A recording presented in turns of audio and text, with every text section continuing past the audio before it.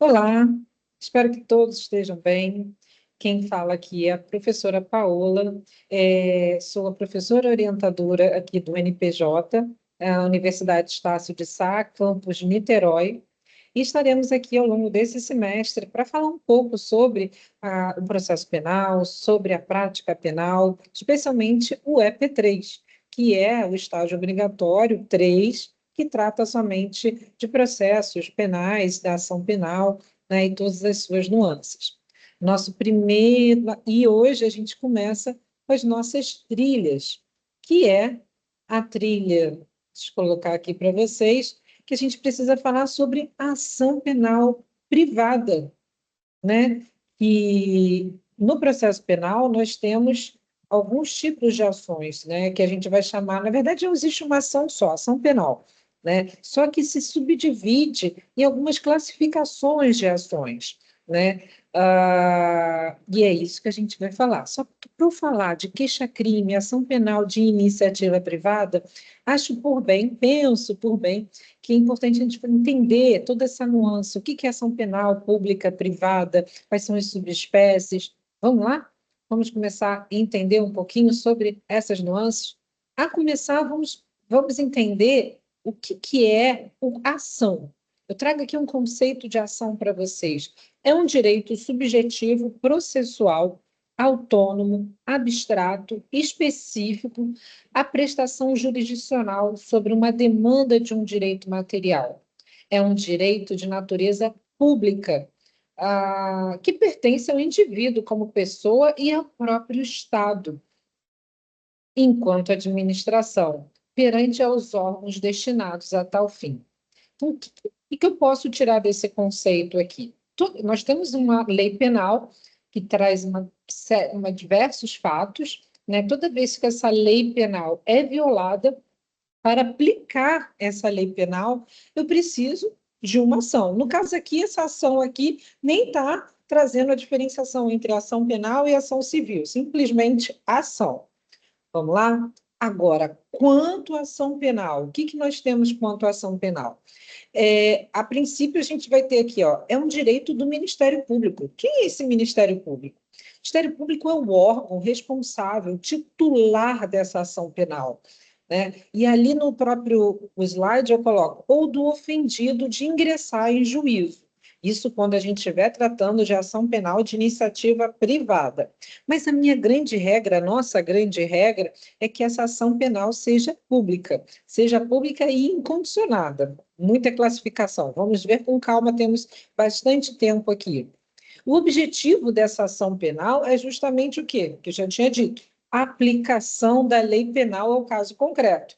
Toda vez que a lei material, a lei penal é violada, como é que eu aplico a pena que lá está descrita? Através de uma ação, através de um processo, né? Regra geral, vou pleitear a condenação do autor da infração penal, ou do suposto autor da infração penal. Hoje, eu vejo muito nas petições, especialmente as advindas de defensorias públicas, que a gente se coloca SAF, né? Suposto autor do fato. Sim, porque ao longo do processo vai se buscar comprovar ou não se aquela pessoa que está sendo processada foi ela ou não que efetivamente é o autor, fez aquele fato que ele está sendo imputado. Exceção: se o réu for inimputável, pode haver a absolvição com medida de segurança. Isso é outra conversa, mas agora, nesse momento, eu quero entender essa ação penal, né? Ninguém pode sofrer a sanção penal sem o devido processo legal. Ora, está lá na nossa Constituição, lá no artigo 5º, né? É necessário o princípio constitucional do devido processo legal. Não é isso? A ação penal existe mesmo que julgada improcedente. Ao final, se acaso esse suposto autor do fato vier a ser absolvido, ainda assim existiu essa ação penal. O que mais eu tenho aqui? A natureza jurídica dessa ação penal. É um direito político constitucional de invocar o poder judiciário para aplicar o direito penal objetivo ao caso concreto. E a natureza jurídica dessa ação é um direito potestativo, sendo o direito de acusar um direito público, autônomo e abstrato, mas conexo instrumentalmente ao caso penal. O que isso quer dizer? Imagina que uma determinada pessoa tenha sido assaltada ou tenha sido, de alguma maneira, violada em seu direito subjetivo, mas violando a lei penal. O que isso pode representar? Ah, que ela vai ter esse direito ressarcido através do Estado, do movimento do Estado para uma futura condenação. Imagina essa pessoa que foi assaltada e, de repente, eu quero perdoar. Não, não pode. Por isso que é autônomo, é abstrato e conexo ao instrumento. Porque a partir do momento que houve essa violação, quem vai punir é o Estado. Quem vai perseguir é o Estado, aquilo que a gente vai chamar de ius persequens e ius puniendi. É essa perspectiva que teremos. Finalidade, nesse sentido que eu acabei de falar, instrumento para o Estado exercer o direito de punir, ius puniendi, né? E também, obviamente, um pouco antes de perseguir, ius persequendi, garante o devido processo legal, a ampla defesa e o contraditório. Sem ação penal, o Estado não pode impor sanções penais, preciso de um devido processo legal, né? Obviamente, ainda temos o rito do juizado especial, que a gente vai fazer uma outra trilha sobre esse rito, que é o sumaríssimo, né? O sumaríssimo. A gente tem ordinário, sumário e sumaríssimo. Vamos falar disso mais à frente. Com a fundamentação legal, a começar a fundamentação constitucional dessa ação penal. Artigo 5º, inciso 35, que vai falar do direito ao acesso judiciário. Também temos uma outra fundamentação, por exemplo, da admissão da ação penal privada subsidiária, que está lá também no artigo 5º, inciso 59. Pois bem, no Código de Processo Penal, nós temos como fundamentação legal da ação penal os artigos 24 ao 62, que vai explicar toda a nuance dessas ações penais.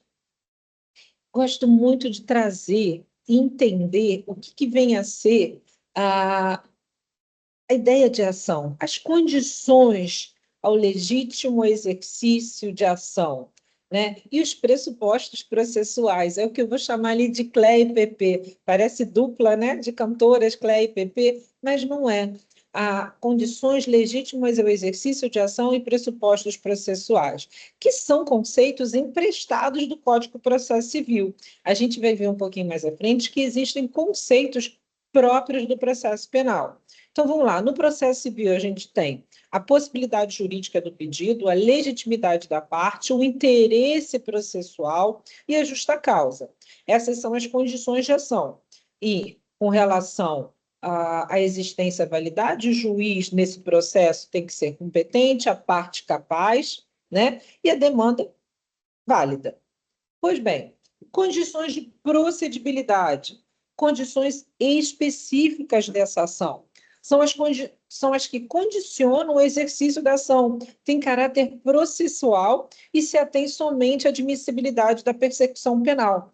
Quer ver uma coisa? A gente vai ver determinadas situações, por exemplo, que no processo civil a gente não tem um nomezinho, justa causa. Opa, olha aqui, ó. Justa causa. O que vem ser essa justa causa? Indícios suficientes de autoria e materialidade daquele delito, né? É isso que vai. Para processar alguém, precisamos desses indícios. Senão, qualquer um vira réu. E ser réu é uma coisa muito séria. O juiz tem uma responsabilidade muito grande ao receber uma denúncia, uma queixa, e colocar qualquer pessoa como réu. É totalmente diferente, por isso que é importante que os processualistas vão colocar determinados requisitos para que efetivamente possa ser instaurada uma ação penal. Então, vamos lá. A doutrina autônoma do processo penal vai dizer o seguinte: recusa de alguns autores em usar as condições do processo civil, porque aqui no processo penal a gente precisa, no mínimo, ter uma tipicidade aparente. A conduta narrada tem que ser típica, tem que ser um tipo penal, não pode ser uma conduta que não tenha nenhuma similitude, nenhuma aparência com o crime. Senão a gente discute isso na esfera civil e não na esfera penal. A pessoa vai ser réu enquanto processo civil, que é diferente de ser réu no processo penal. Pois bem, essa tipicidade aparente, se é narrada a conduta típica ou abrangida por excludente de licitude, o juiz já pode rejeitar. Pelo menos ele vai verificar, não tem nenhuma excludente, é uma conduta típica.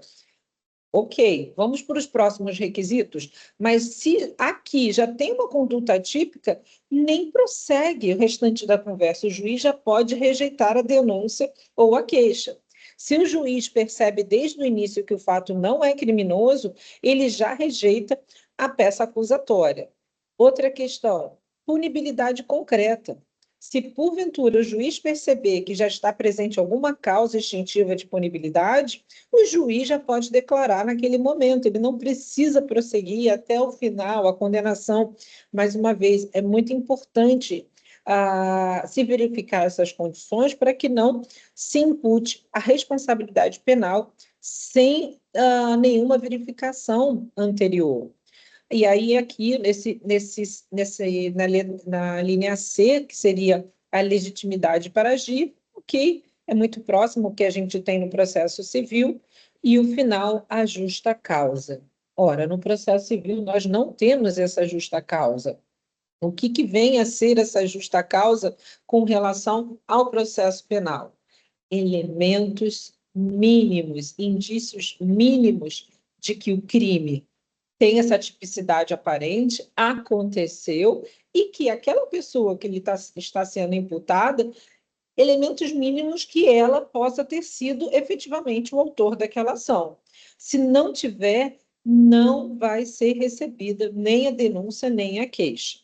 Ok? Aqui eu trago para vocês, apenas para fins de curiosidade e conhecimento, um habeas corpus, uma decisão, né, do Alexandre de Moraes, que vem falar o que é essa justa causa. Olha só, a justa causa é a exigência legal para o recebimento da denúncia, instauração e processamento da ação penal, nos termos do artigo 395-3 do Código de Processo Penal.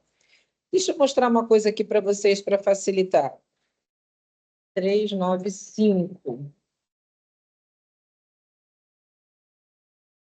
Olha só, vamos compartilhar aqui. Normalmente eu faço isso em sala de aula e farei o mesmo com vocês. Olha o 395 aqui, ó, para facilitar a vida. A denúncia ou queixa será rejeitada quando for manifestamente inepta, faltar pressuposto processual ou condição de ação, e é isso que eu acabei de falar com os senhores, e 3, faltar justa causa para o exercício de ação. Então, nesse momento, no 395, vai ser quando o juiz, antes de mandar citar o réu, ele recebeu a petição inicial, que aqui no processo penal a gente vai ver que tem o nome de denúncia ou queixa, a depender do tipo de ação penal. Antes de mandar citar, ele vai verificar se essa denúncia ou queixa contém os requisitos mínimos para para o seu prosseguimento, né? Ou, se por acaso for inepta, falta algum pressuposto processual ou condição de ação, ou então faltar justa causa, ele irá rejeitar.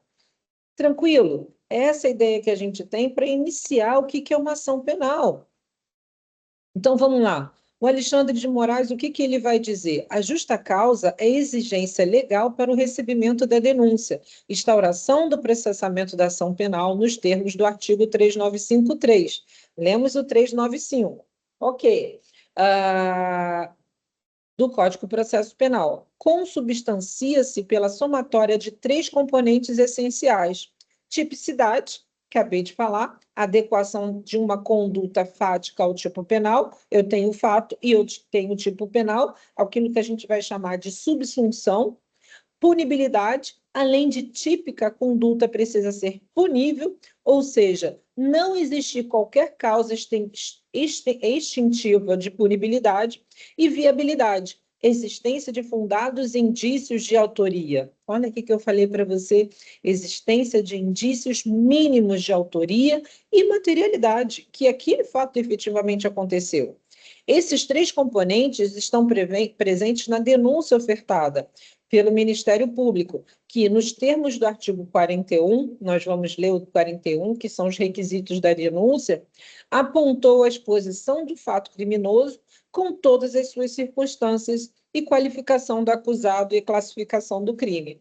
Então, essa decisão aqui é muito interessante, que o Alexandre de Moraes entendeu. Olha, estão presentes, eu tenho que verificar se tem condições de ação e os pressupostos processuais, além de tipicidade, punibilidade e a tal da justa causa.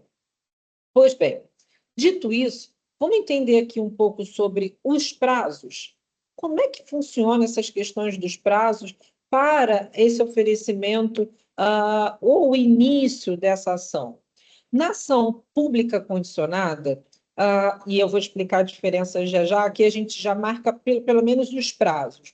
Eu tenho 5 dias para oferecimento da denúncia, ok? Quando o réu estiver preso, ou 15 dias quando o réu estiver solto, para o MP oferecer a denúncia. Pode haver prazos diferentes em leis especiais, e aqui eu já trago, por exemplo, 10 dias para o crime de drogas, tá? 10 dias de quê? Do encerramento do inquérito policial. Okay? Quando vocês aprendem lá em processo penal, tem um inquérito policial, encerrou o inquérito policial, a partir daí o Ministério Público tem 5 dias, se o réu estiver preso, ou 15 dias, se o réu estiver solto. E olha que interessante, também veremos isso aqui, que é uma possibilidade também da vítima, do ofendido, né? Caso o Ministério Público ultrapasse o prazo, a vítima pode propor ação penal privada subsidiária da pública.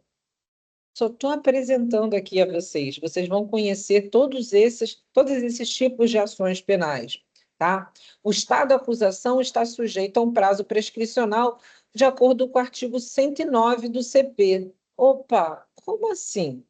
Quer ver uma coisa? Deixa eu trazer aqui para vocês, e vocês provavelmente aprenderam isso no direito penal, mas eu vou relembrá-los. Colocar aqui o Código Penal para os senhores. Olha só, como é que funciona aqui a prescrição? Prescrição antes de transitar em julgado, a sentença final, salvo o disposto no parágrafo 1º do artigo 110 deste Código, regula-se pelo máximo da pena privativa de liberdade combinada ao crime, verificando-se. Lembra que eu falei que não pode ter nenhuma causa extintiva? A prescrição é uma delas. Então, como é que eu vou verificar essa causa? 20 anos da data do quê? Do fato, né, gente? 20 anos da data do fato, se o máximo da pena é superior a 12. 16 anos, se o máximo da pena é superior a 8 anos e não excede a 12. 12 anos, se o máximo da pena é superior a 4 anos e não excede a 8. 8 anos, se o máximo da pena é superior a 2 anos e não excede a 4. Em 4 anos, se o máximo da pena é igual a 1 ano ou sendo superior, não exceder a 2. E, por fim, eu tenho a prescrição de 3 anos, que é o máximo da pena inferior a 1 ano. Então, veja, sobre essa questão dos prazos, já tenho aqui o prazo de prescrição com relação à possibilidade de oferecer essa denúncia ou queixa. Voltando ao material, ainda falando sobre os prazos, né? Na ação pública condicionada, caramba, eu tenho aqui, era só para aprender ação penal, né? Já tenho aqui ação penal pública incondicionada, ação penal pública condicionada, ação penal privada subsidiária, ação privada, é muita ação. Vamos conhecer cada uma delas. Por alguma razão, eu coloquei os prazos antes de conhecer essas ações, mas vamos conhecer essas ações, tá? Na ação pública condicionada, veja, está aqui, ó, pública e pública. Só que uma não tem nenhuma condição para ela ser ofertada, e na condicionada, o nome já diz, existe uma condição. Qual é a condição? a representação da vítima. Ok? Essa representação da vítima. Qual o prazo para oferecer a denúncia quando estivermos diante de uma ação pública condicionada? O prazo de 6 meses para a vítima representar, né, e efetivamente ser oferecida essa denúncia. E se não agir, ocorre a decadência. E não é o caso de prescrição, é decadência porque vai extinguir a punibilidade. Nesse sentido, se em até 6 meses não representar. Já na ação privada, vejam, o nome é ação privada, só que, tecnicamente, não é uma ação privada. Toda ação penal é pública, só que ela pode iniciar pelo privado, pelo particular. E, usualmente, a gente coloca como ação privada, ok? Qual é o prazo para oferecer uma queixa-crime, que é o nome dessa petição inicial? 6 meses para ajuizar. Veja, olha a diferença aqui. Aqui eu coloquei 6 meses para representar na ação pública condicionada e na ação privada, 6 meses para efetivamente ajuizar essa ação. Aqui eu tenho outros prazos também que não vão me importar nesse momento, né? Que é prazos e procedimentos procedimentais, fases do processo criminal, né? Quando a denúncia ou queixa é oferecida, o juiz recebe, ordena a citação. Nesse momento eu não quero falar sobre isso, não. Eu quero falar sobre as modalidades. Vamos falar sobre as modalidades, porque ficou meio confuso. Aqueles dos prazos deveriam ser depois disso aqui. Vamos lá. Ação penal pública e ação penal privada. Já falei, utiliza-se a terminologia ação penal de iniciativa privada. Começando aqui pela pública. Eu tenho 2 tipos de ação penal pública: ação penal pública condicionada e incondicionada. A condicionada ainda subdivide em condicionada à representação do ofendido e condicionada à requisição do ministro da Justiça. Então, esses são os tipos de ações penais que nós temos. Vamos para as ações penais de iniciativa privada. Pode ser ação penal privada, propriamente dita, mais simples de todas, e pode ser ação penal privada personalíssima. Só existe um tipo, mas existe, tem essa classificação, cai e prova. E ação penal privada subsidiária da pública. Vamos entender cada uma dessas aqui.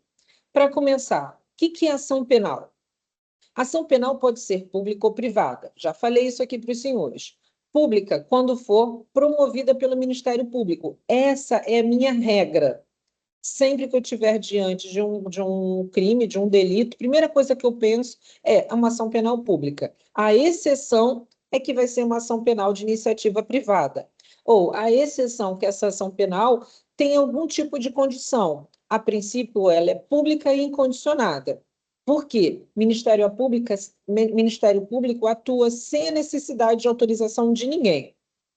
Sendo ela pública condicionada, precisa que a vítima ou o seu representante venha a representar, pedindo para que o Ministério Público ofereça essa denúncia. Também tem um outro tipo de ação penal pública condicionada, é quando ocorre pela requisição do ministro da Justiça, ok? E privada, ela é promovida pelo ofendido. E quando a gente fala ofendido, pode ser ofendido, pode ser seus parentes, né, cônjuge, ascendente, descendente, tá? Para identificar a natureza da ação penal, deve-se consultar o Código Penal. Caso o Ministério Público não ofereça a denúncia no prazo, e aí que a gente vem com a ação penal privada subsidiária da pública. Olha só o esquema aqui que eu coloquei para vocês. Como é que se divide?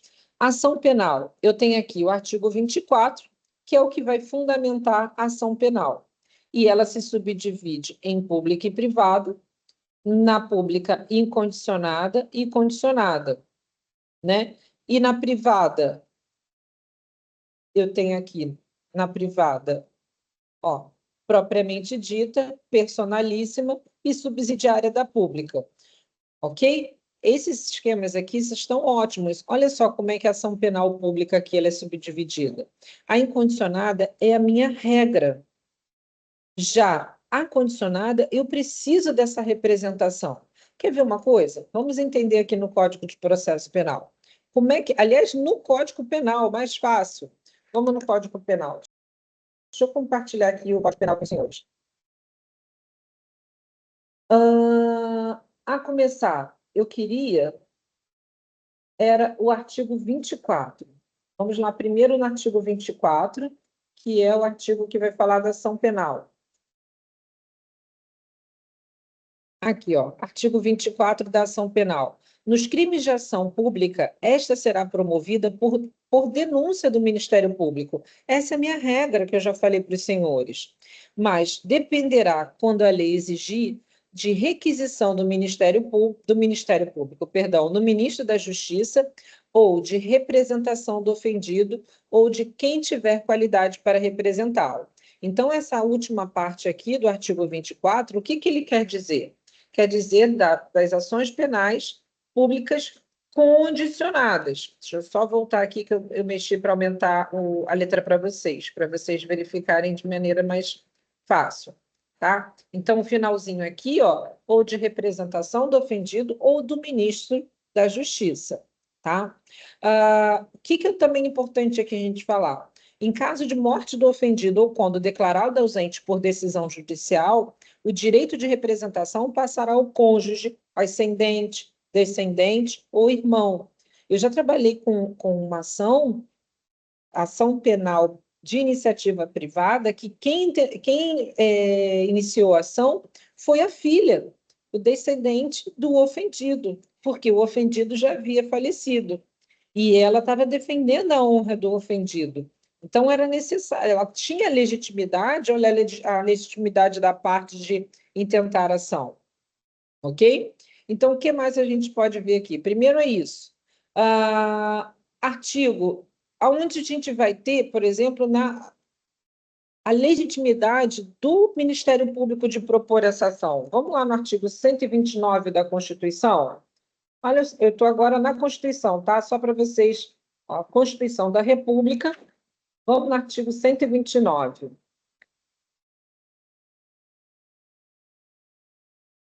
Opa, entrei aqui, ó. 129 vai falar aqui, ó, inicia capítulo 4, funções essenciais à justiça, se inicia aqui o Ministério Público. Pois bem, artigo 129, são funções institucionais do Ministério Público. A primeira, inciso 1, promover privativamente ação penal na forma da lei. Então, inicialmente, eu tenho aqui tanto a fundamentação constitucional dessa titularidade da ação penal do Ministério Público, ok? Vamos no artigo 100 do Código Civil? Eita, nós, do Código Penal. Olha só, o artigo 100 do Código Penal também está aqui. Ação penal pública e de iniciativa privada. Artigo 100. A ação penal é pública, salvo quando a lei expressamente a declara privativa do ofendido. Ok? A ação pública é promovida pelo Ministério Público, dependendo, quando a lei o exige, de representação do ofendido ou do Ministério da Justiça ou do Ministro da Justiça. Aí vem o parágrafo 2º. Ação de iniciativa privada, e esse aqui está bonitinho, é promovida mediante queixa do ofendido ou de quem tem a qualidade para representá-lo. Parágrafo 3º, também me interessa. A ação de iniciativa privada pode intentar-se nos crimes de ação pública se o Ministério Público não oferece denúncia no prazo legal. E agora ficou mais claro aquela questão dos prazos que eu iniciei para vocês. Ora, eu tenho um prazo para o Ministério Público intentar, e ele é o titular dessa ação penal. Ele tem aquele prazo, 5 dias, 10 dias, 15 dias, a depender do tipo, né? Se for uma legislação especial ou se for o prazo que está no Código de Processo Penal. Ele não cumprindo esse prazo, o ofendido ou o seu representante pode intentar essa ação substituindo. E aí a gente vai ver quais são as consequências com relação a isso, tá? Mas, a princípio, aqui a gente tem essa fundamentação. Vamos aqui no artigo 30 e 31 do Código de Processo Penal, agora, para os senhores verem. Aqui, ó. Lembra que eu li para vocês o parágrafo 3º do 24 do Código Penal? Aqui no 29 do Código de Processo Penal é muito próximo o que a gente leu que estava lá no Código Penal. Olha o 29. Será admitida ação privada nos crimes de ação pública, se esta não for intentada no prazo legal. E aí tem as consequências. Qual a consequência que pode acontecer? Cabe ao Ministério Público aditar a queixa, se for o caso, pode também repudiá-la e oferecer uma denúncia substitutiva, ou então intervir em todos os termos do processo, fornecer elementos de prova, interpor recurso e, a todo tempo, no caso de negligência do querelante, retomar a ação como parte principal. Então, isso aqui, quando a gente for falar de ação penal privada subsidiária da pública, eu vou detalhar tudo que está escrito aqui nesse 29, ok? Mas o que me importa agora é falar sobre a ação penal de iniciativa privada, que estão disciplinadas aqui no 30 e no 31. 30. Ao ofendido ou quem tenha qualidade para representá-lo, caberá intentar ação privada. Ok, já sabemos disso. No caso da morte do ofendido, ou quando declarado ausente por decisão judicial, o direito de oferecer queixa ou prosseguir na ação passará ao cônjuge, ascendente, descendente ou irmão. Então, se o ofendido não estiver presente, essa legitimidade poderá ser estendida a essas pessoas. Muito bem, foi falado dos tipos de ações penais, ação penal pública e privada, pública incondicionada ou condicionada, privada, e pode ser propriamente dita, personalíssima ou subsidiária da pública. Mas ainda assim não foi explicado como que eu identifico o que é ação penal pública e o que é ação penal privada. Vamos lá? A gente vai identificar, e aqui ele já falou, a lei vai me dizer. A minha cola está na lei. E aonde está na lei? Por exemplo, aqui no Código Penal. Quer ver uma coisa? Eu vou colocar aqui Ctrl F, que é para buscar. Vou botar a palavra queixa. Tem 19, aqui quando eu pesquiso, tem 19 ocorrências. A primeira que aparece aqui, no arrependimento posterior. Não é um tipo penal, não me interessa. Vou para a próxima.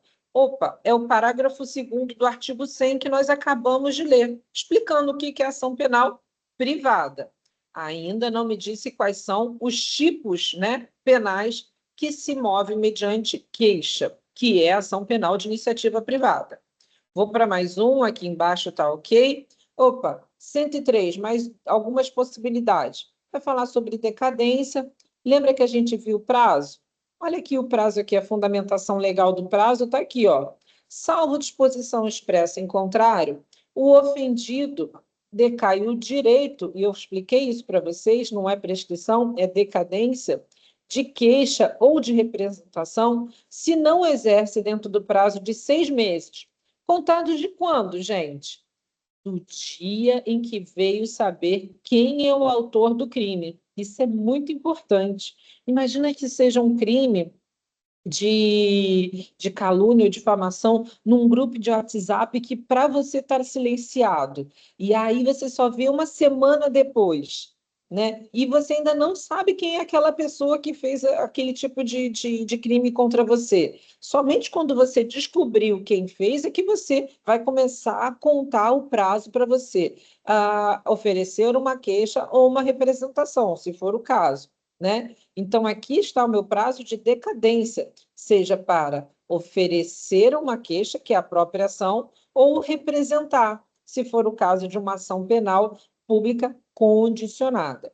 Então, aqui, ó, mais uma vez a gente tem a palavra queixa, eu já estou na quarta palavra aqui, ó, sobre a renúncia, a gente vai falar ainda sobre isso, eu estou passando. Ainda aqui, ó, extinção de punibilidade. Como é que se extingue a punibilidade? Ainda não estou no tipo penal pela renúncia do direito de queixa, perdão aceito nos crimes de ação penal privada. ok? Opa, aqui falando sobre prescrição, causas interruptivas de prescrição. Opa, agora já estou aqui efetivamente num tipo penal dos crimes contra a honra. Começa aqui o capítulo 5 dos crimes contra a honra. Começa aqui calúnia, difamação, injúria, em exceção da verdade, as disposições comuns e, ao final, ele vai me dizer o seguinte, para o artigo 145, nos crimes previstos neste capítulo, somente se procede mediante queixa, salvo quando no caso do artigo 140, parágrafo 2º, da violência resulta lesão corporal. Mas, se não for essa exceção do artigo 140, todos os demais crimes que estão aqui combinados é de ação penal privada, de iniciativa privada, ok? Vamos mais um pouquinho? Artigo 14, o artigo 14, a incidência 14, né, que a gente tem aqui, que é o capítulo 3, falando da usurpação. Artigo 161 e 161. Suprimir, deslocar tapume, marca ou qualquer outro sinal indicativo de linha divisória para apropriar-se do todo ou em parte de coisa imóvel alheia. Gente, está falando de direito de propriedade aqui, né? Quem é meu aluno, eu sou professora também aqui da casa, e hoje mesmo eu falei sobre direitos reais. E aí, aqui, ó, sobre propriedade, você deslocar um tapume, deslocar um marco, isso aqui, alteração de limites dessas propriedades. Ora, se a propriedade é particular e não há emprego de violência, esse tipo de crime, crime de usurpação de águas, esbulho possessório, né, se procede mediante queixa. O que mais? Aqui está falando sobre ação penal de quê? Eu estou dentro de qual capítulo? Capítulo de dano. Dano de destruir, utilizar ou deteriorar a coisa alheia, ok? Nos casos do artigo 163, inciso 4 e do seu parágrafo, e do artigo 164, somente se procede mediante queixa. E temos também aqui, ó, outro tipo penal. O que acontece? Eu não vou passear com todos aqui com vocês, não. O que é importante? Salvo essas hipóteses que estão aqui no Código Penal, todas as demais são ações penais públicas, porque o próprio Código vai me dizer. Eu tenho que verificar aqui no Código, lembrando, eu estou aqui no Código Penal. Eu posso ir na lei, por exemplo, lei de propriedade material, que lá tem crimes, eu posso ir na lei de drogas, eu posso ir na lei de crimes financeiros, eu posso ir em várias outras leis esparsas, e da mesma forma, eu tenho que ir lá nas disposições gerais, ou ao final de cada capítulo que trata dos crimes, verificar o que o legislador quis, se é uma ação penal pública ou se é uma ação penal privada. Ficou faltando falar sobre a representação.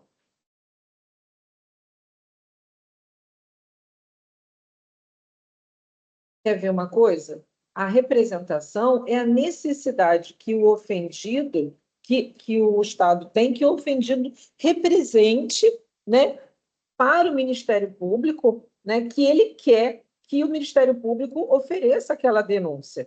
Vejam, são crimes de ação penal pública, só que precisa dessa condição de procedibilidade, que é a representação do ofendido. Ó, coloquei a palavra aqui representação para vocês. Mesma coisa, primeiro que aparece no Código Penal é o artigo 100, estou descendo. De novo aqui no artigo 100, eu quero os crimes em si, tá? Eu já vou direto aqui nos crimes. Começo aqui no 145. Opa, a gente viu aqui o 145, não era queixa? Sim, era queixa para todos os crimes aqui de crimes contra a honra. Volta aqui, ó, capítulo 5, crimes contra a honra, calúnia, difamação, injúria. O artigo 145, parágrafo, caput, vai me dizer: nos crimes previstos nesse capítulo, somente se procede mediante queixa.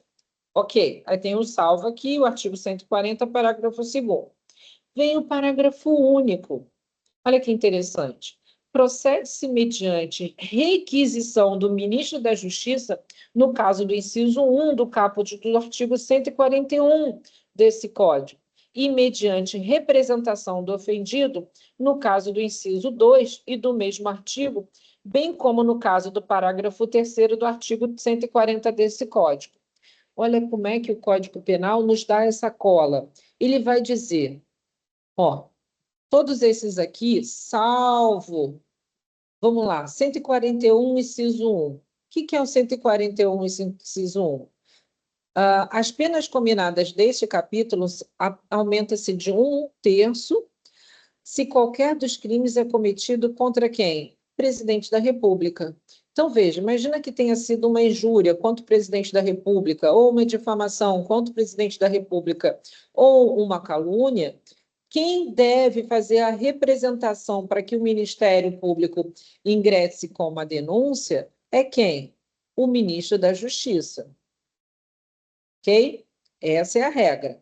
E se for, por exemplo, o inciso 2 desse mesmo artigo, contra funcionário público em razão de suas funções, ou contra os presidentes do Senado, ou da Câmara dos Deputados, ou do Supremo Tribunal Federal. Esses aqui, o próprio funcionário público precisa fazer a representação, ok? Então, mais uma vez, eu coloco a palavra representação e o Código Penal vai me dar essa dica. Se aquela ação penal precisa de uma condição, qual é a condição? A representação do ofendido. Ok? Então, pois bem, se eu colocar aqui a palavra representação a mais, eu vou continuar aqui a verificar que tem outros tipos de ação. Ó, a ameaça, por exemplo, somente se procede mediante representação.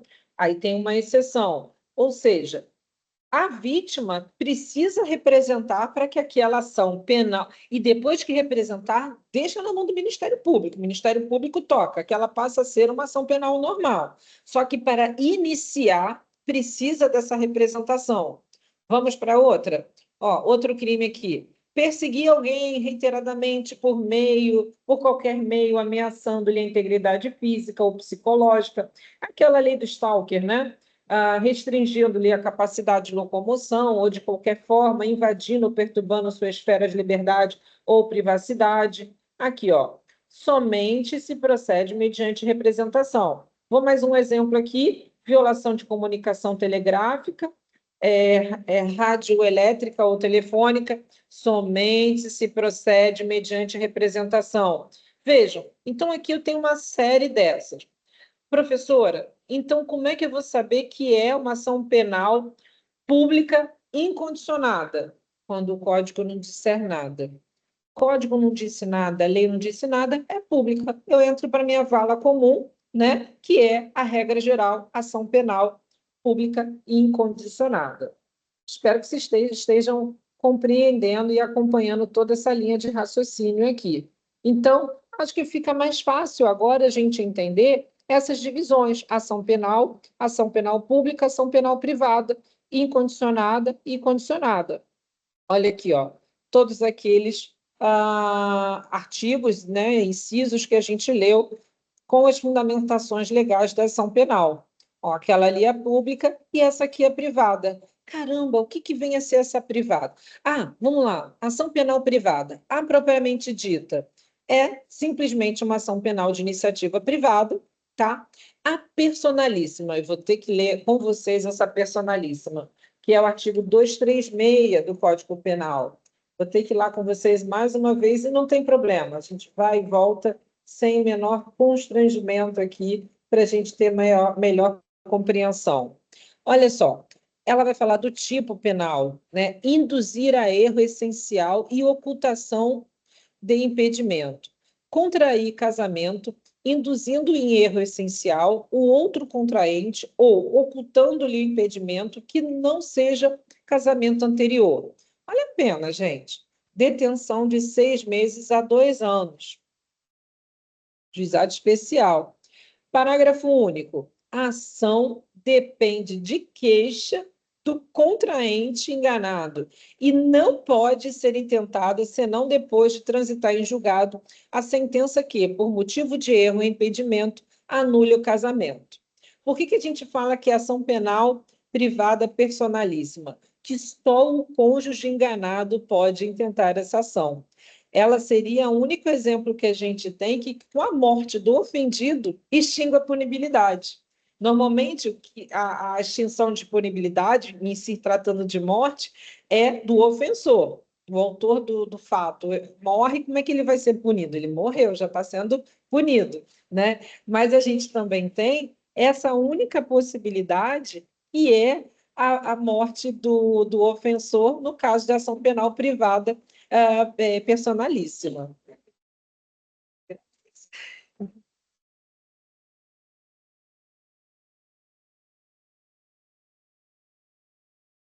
Muito obrigada. Minha chefe aqui trazendo café para mim, maravilhosa, salvando a vida. Vamos lá, muito obrigada. Pois bem, dando continuidade aqui, acho que assim ficou mais fácil da gente entender, né, os tipos de ações penais, pública e privada, suas nuances, suas subdivisões com relação a essas ações. Essa aqui eu não vou falar agora, que senão é muita. Esse aqui é importante. Vamos lá, para a gente entender também, inclusive, as lógicas, tá? Princípios da ação penal pública. Coloquei algumas coisinhas em vermelhos aqui que serão as minhas observações, tá? A começar, a gente pega em preto, as palavras que estão descritas pretas, né? Primeira coisa, obrigatoriedade ou legalidade é um grande princípio do processo penal. Indisponibilidade, e aí vem oficialidade, intranscendência, ne procedere index ex officio, ne bis idem, da autoridade, da oficialidade. Tá? Oficiosidade, perdão. O que isso quer dizer? Para começar ali na obrigatoriedade. Quando a gente está falando de ação penal pública, toda vez que o Ministério Público e a autoridade policial estiver diante de um delito, ela é obrigada, seja a investigar, seja a oferecer essa denúncia. Ela não pode pensar, não, talvez, vamos sentar aqui, vamos negociar. O princípio da obrigatoriedade, por quê? Na hora que o Estado avoca para si esse direito de punir, esse direito de perseguir, ele não tem outra saída senão representar o Estado toda vez que a lei penal for violada. Ok. Por que a gente está aqui com essas letrinhas em vermelho aqui, essas frases aqui? Porque começaram num processo já há um tempo, desde de 95, com a Lei 9.099, né, uma perspectiva de relativizar esses princípios, né? Seja numa ideia de despenalizar, seja uma ideia de você efetivamente penalizar os crimes de maior potencial ofensivo.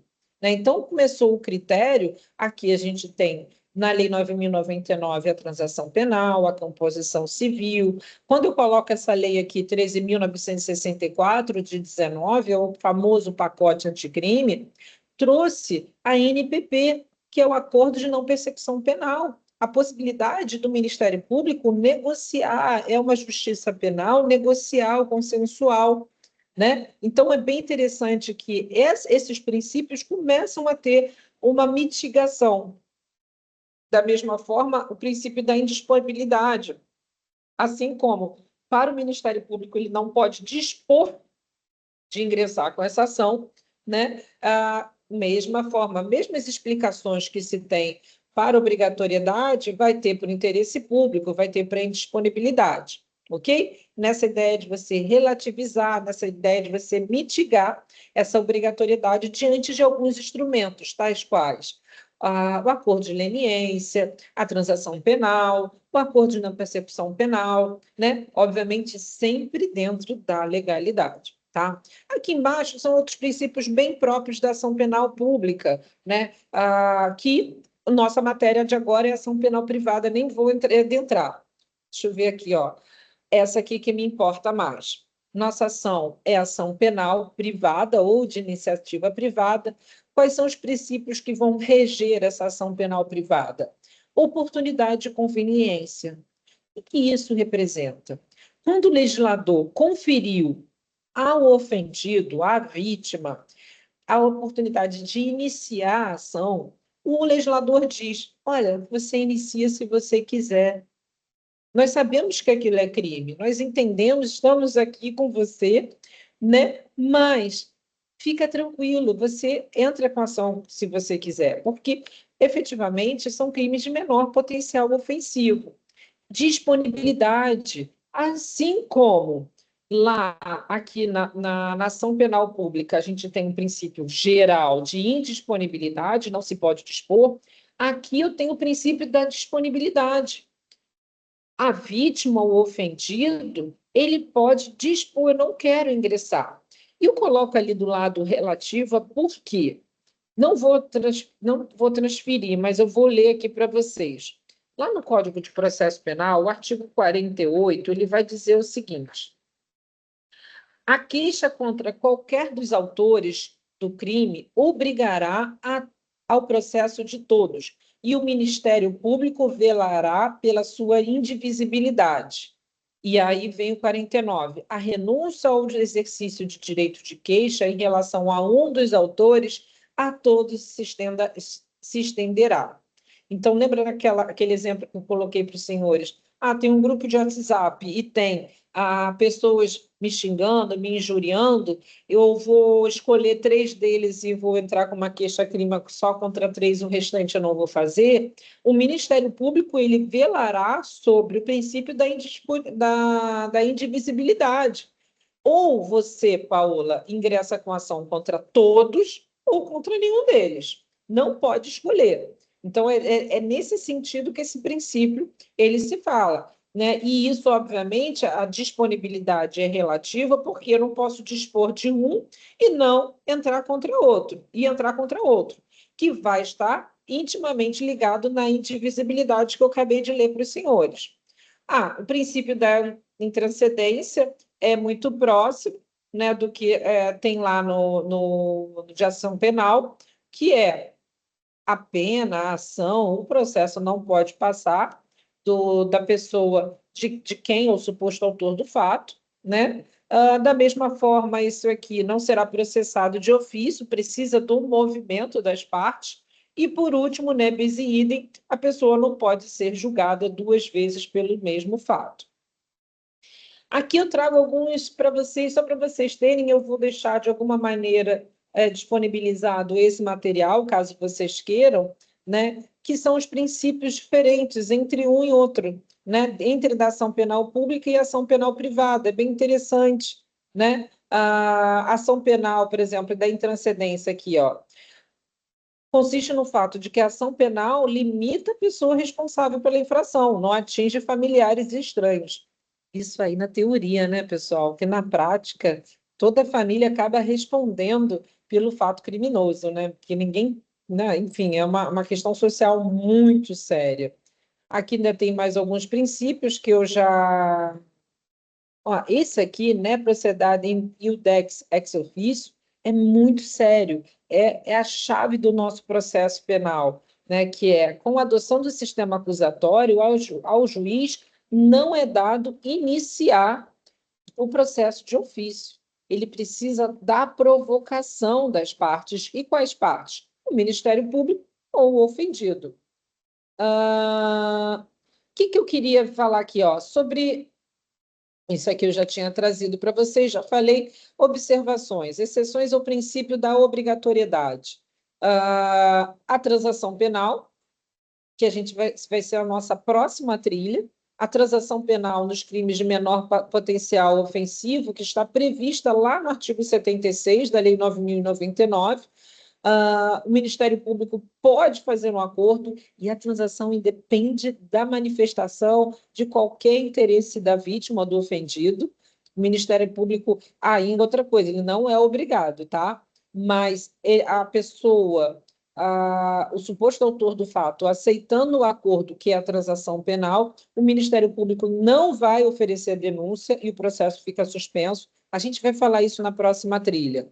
O acordo de leniência também é outro instituto que vem a mitigar essa obrigatoriedade, uma espécie de delação premiada também, por exemplo, ou uma espécie de delação premiada também, né? Termo de ajustamento de conduta, ela está muito presente, né, no Ministério Público, especialmente nos crimes ambientais, na ação civil pública, ela está muito presente também. É o que a gente vai chamar de TAC. Parcelamento do débito tributário. Olha aí, um outro grande exemplo que a gente tem que mitiga essa obrigatoriedade. Vejam, imagina que existe um crime tributário, mas no momento que o autor do fato parcele aquele débito, aquela punição, a pretensão punitiva fica suspensa, e quando ele acabar de pagar o débito tributário, é extinta a punibilidade. Mais uma mitigação.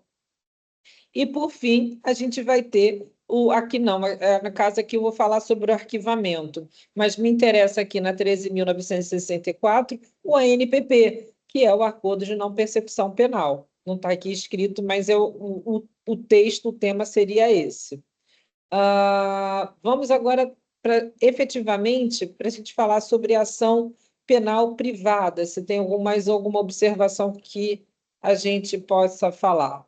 Ok. Ação penal privada aqui é o tema dessa trilha. O interesse é particular, se sobrepõe ao interesse público, a persecução criminal é do interesse ofendido, e isso que é interessante, porque o direito de punir permanece com o Estado. Permanece com o Estado. Mas proceder, ius procedente, que é do particular, que há uma substituição processual. A queixa equivale à denúncia, é isso que a gente tem que ver. Ora, a queixa, quer ver uma coisa? Olha o artigo 41. Mais uma vez aqui, vou ter que compartilhar com os senhores, para os senhores verem o que é. Assim como a gente tem lá no 319 do CPC, a gente vai ter aqui o nosso 41. Como é que se faz uma petição inicial no processo penal? A denúncia ou queixa conterá a exposição do fato criminoso, todas as suas circunstâncias, a qualificação do acusado ou esclarecimentos pelos quais se possa identificá-lo, a classificação do crime e, quando necessário, o rol de testemunhas.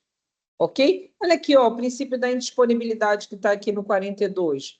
Minha regra geral do Código de Processo Penal, que é lá de 1941, é que o Ministério Público não pode desistir da ação penal. Bem interessante isso aqui, né?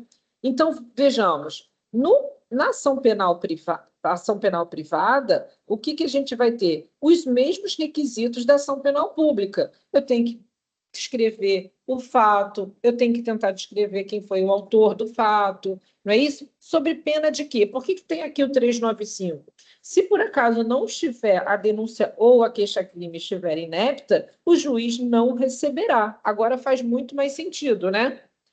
Vejam, enquanto na ação penal pública o titular é o Ministério Público, aqui vai ser o ofendido, numa substituição processual, ok? Prazo para oferecimento da queixa é 6 meses, nós já lemos, que é decadencial, a contar da data que o ofendido tomou conhecimento de quem seja o autor do crime. E aqui, ao final, o Código Penal especifica quais os delitos de natureza privada. Vejam, sobre isso tudo que a gente viu, a gente passeou lá no Código Penal tentando descobrir. Se a gente for na lei de disparsas, também. Quer ver uma coisa? Deixa eu ver uma coisa aqui, ó. Lei de falências.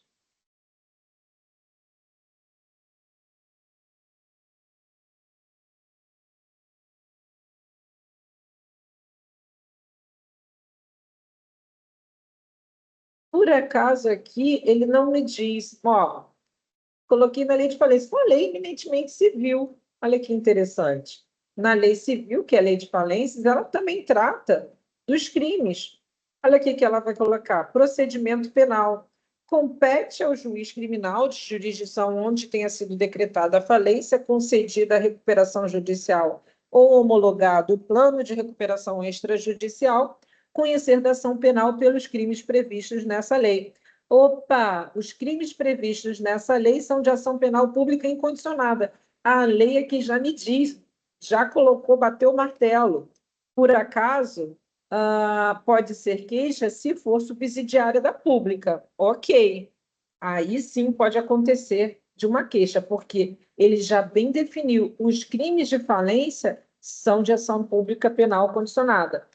Quer ver uma outra? Vamos pensar aqui. Lei de 9.279.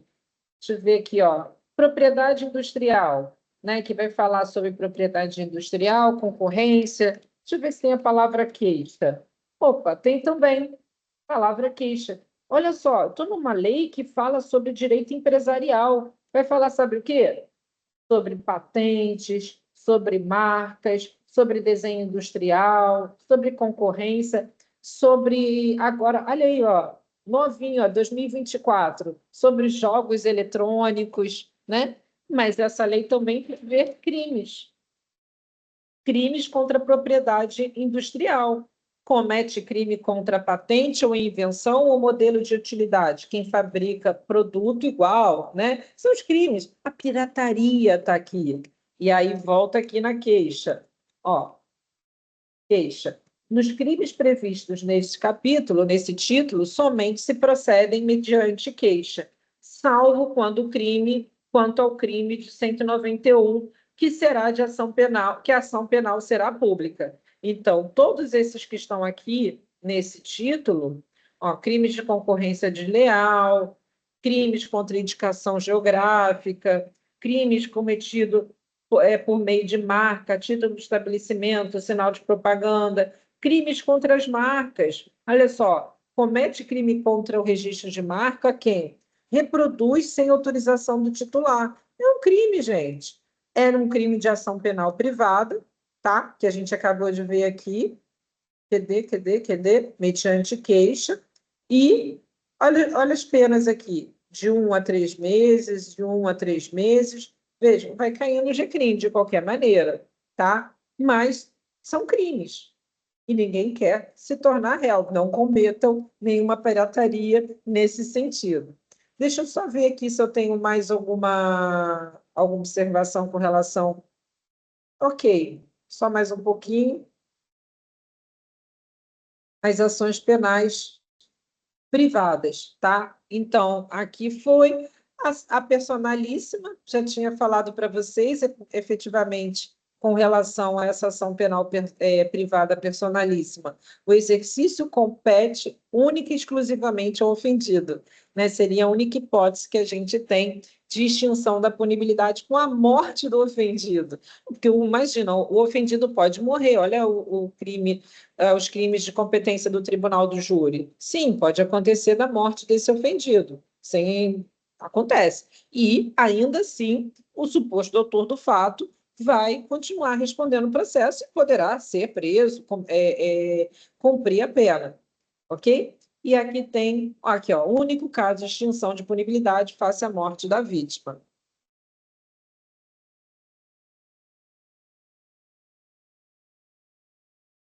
Ah, eu não falei em detalhes, eu comentei com vocês, eu acho que é o último tema, o último tópico que a gente pode falar nessa trilha aqui.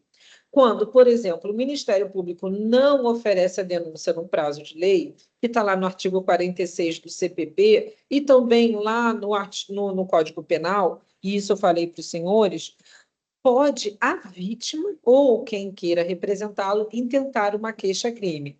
E é muito interessante. Se a gente for pensar aqui, por exemplo, acabei de falar em tribunal do júri, né? Um tribunal do júri que seja são os crimes, né, de competência do tribunal do júri, os crimes dolosos contra a vida, na sua forma tentada ou na sua forma consumada. Imagina que o crime seja um tribunal do júri, em regra, na nossa cabeça, e é real, é um crime de ação penal pública incondicionada. Então, não depende de representação, não é privada, não é por queixa-crime. Ok. Mas se acaso o Ministério Público não obedeceu o prazo previsto em lei, pode caber ao ofendido ou seu representante, né? No caso, o ofendido morreu, né? Ou se for um caso de um crime de contra a sua forma tentada, né? Ou pode ser ofendido na forma tentada, oferecer queixa-crime substitutiva dessa denúncia. E isso é ação penal privada subsidiária da pública. Muitas vezes temos a errônea noção de que aprender processo penal, aprender as ações penais, seria só para defesa de quem comete o crime.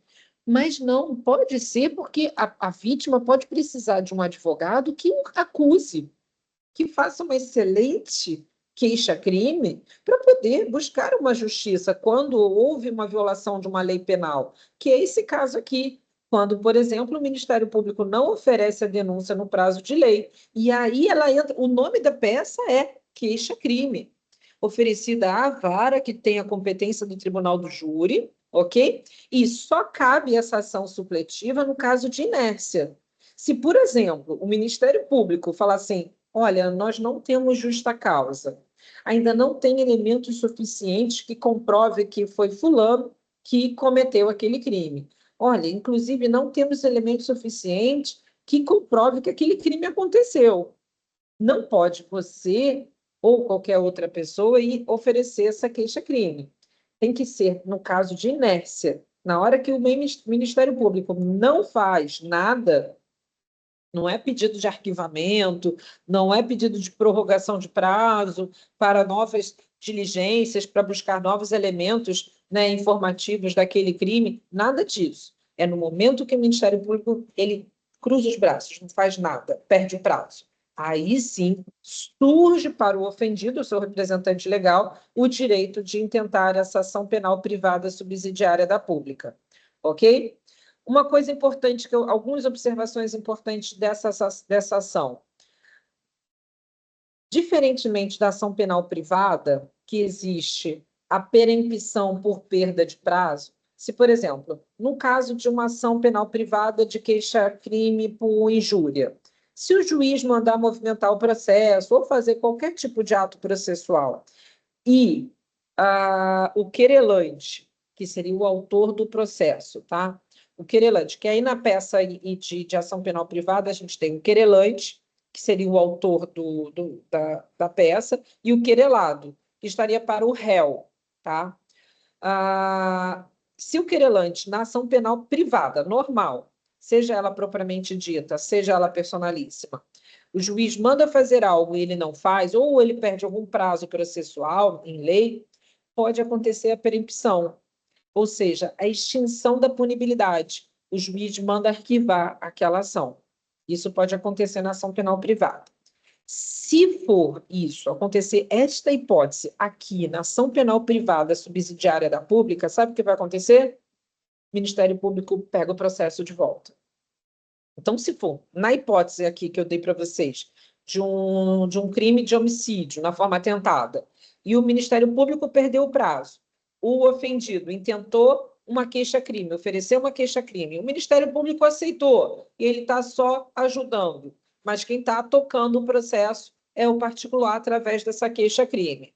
Se por acaso ocorrer de ter alguma perda de prazo, ao invés na ação penal privada, pura e simples, o processo ser arquivado, aqui, como ela é uma ação penal subsidiária da pública, o Ministério Público retoma o processo para si e continua tocando o processo. Isso porque ele só deixa fazer a iniciativa dessa ação. O processo continua sendo público, de titularidade do Ministério Público, ok? Deixa eu ver o que mais aqui que eu posso falar para vocês. Acredito que seja isso. Olha aqui, ó, ficou bonitinho aqui para vocês, caso queiram dar um print, né? Que é o resumo daquilo que está descrito no artigo 41. Tanto a denúncia quanto a queixa, quais são os elementos obrigatórios? Exposição do fato criminoso, as circunstâncias do crime, a qualificação do acusado. Olha que bonitinho, ó. Nome, filiação, RG, CPF, endereço. Vocês acham que no âmbito do processo penal a gente tem todos esses dados? O próprio artigo 41, ele vai falar ou qualquer outra característica que possa identificá-lo. Serjão do caminhão que fica lá no terreirão. Enfim, de alguma maneira eu consigo identificar aquele suposto autor do fato. Nem sempre a gente vai ter condições de ter. Ele é filho de quem? Qual o CPF? Qual a identidade? Mas, de alguma maneira, a justiça consiga localizá-lo. A classificação do crime, extremamente importante, o rol de testemunho, idem, né? E essenciais para a defesa essenciais para a defesa é o fato. Falo e repito, o nosso direito penal e o nosso direito processual penal é do fato. Portanto, a defesa deve ser do fato e não da pessoa. O que se narra é o fato, o que se defende é o fato. Por acaso, a gente tem os tipos legais, que vão fazer a subsunção, fato à norma.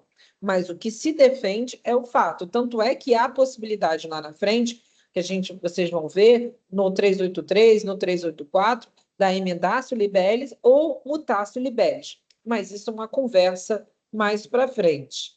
Ok?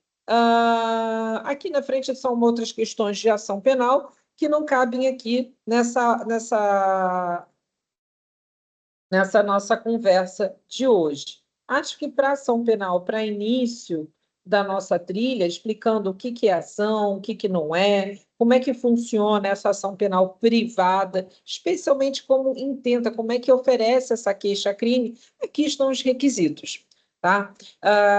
Estamos aqui com 1h11 de trilha, me coloco à disposição, tenho meus dias de plantões, me procurem aqui no NPJ. Um grande abraço para vocês.